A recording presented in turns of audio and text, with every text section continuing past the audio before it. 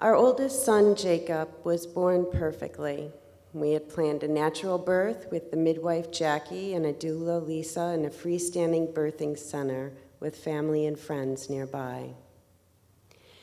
The day Jake was born, we labored at home for hours with the assistance of Lisa, red wine, and heated rice packs.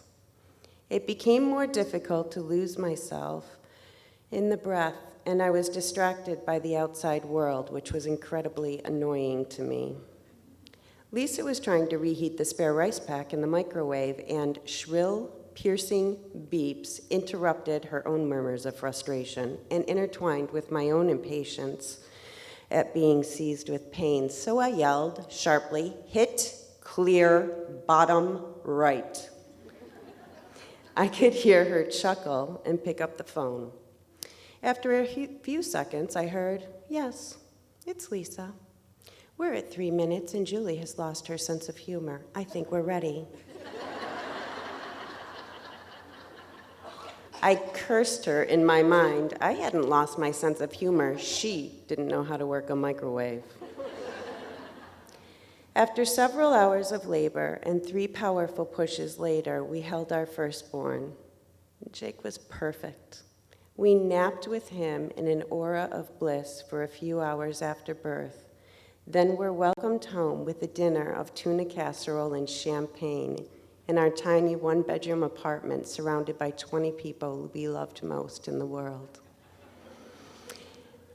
5 years later, we were anxious to welcome our second son, Cole, to this world. As with Jake, my pregnancy had been easy. My blood work was good, my glucose a perfect 100. The process was pretty much the same. We labored at home for as long as possible and then drove to the hospital. The contractions were sharper with Cole, faster, harder, more intense. I pushed and breathed and pushed again, and finally, after 13 hours of labor, Cole was here. Per the birth plan, the midwife immediately handed me my tiny meconium-coated baby. I looked into his face, and I noticed the corners of his mouth turned in the shape of a sad, upside-down U. A surge of panic shot through me. Why does he look so sad? I held him for as long as I could, and I studied his face, his nose, his toes, his newly wrinkled skin. And when they took him from me to examine him, I heard anxious whispers, shuffling silence, confusion in the air, but could not put the pieces together into a whole to understand anything beyond the realm of feeling. I just wanted my baby back in my arms, and I didn't understand the emotion in the air. "What's going on?" I asked. "We're just examining Cole," the doctor said. More delay, more whispers, more shuffling. "Can I have Cole back?" I asked. More delay, more worried faces, more discussion without me. "We're just waiting for another doctor to come in," the doctor explained. "Why?" I asked. "What's going on?" "No one was talking to me. No one was looking at me." "We're not sure. That's why we've called another doctor," she replied. "Well, what do you think is going on?" I demanded. The doctor was hesitant, but finally gave a long sidestepping explanation in doctor speak about Down syndrome and soft signs and genetics. And by now I was at the end of my patience. "What percentage do you think he has Down syndrome, and what percentage he doesn't?"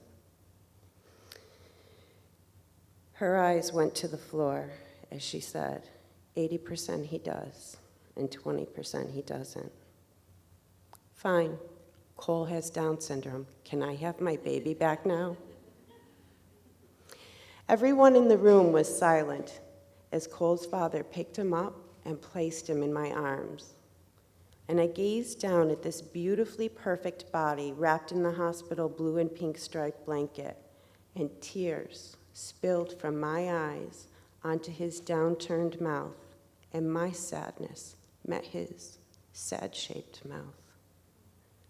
I just held him, intently examining his perfect new baby self with tears overflowing and drying up and overflowing again as multiple staff came in to let us know the next procedure, the next event, and then they moved us to the dark end of the hallway in the room farthest away from all the other patients.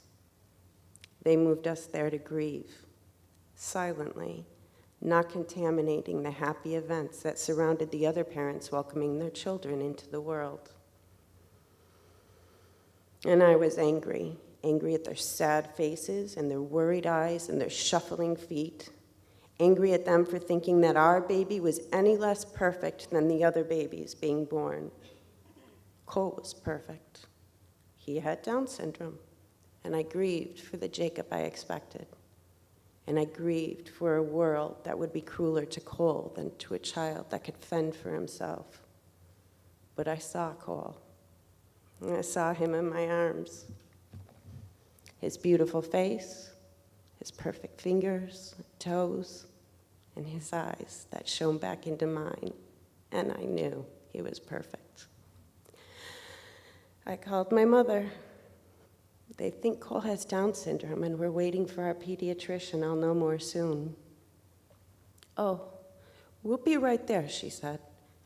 Mom, my voice quivering, can you please bring champagne so we can celebrate like we did for Jake? Of course, baby.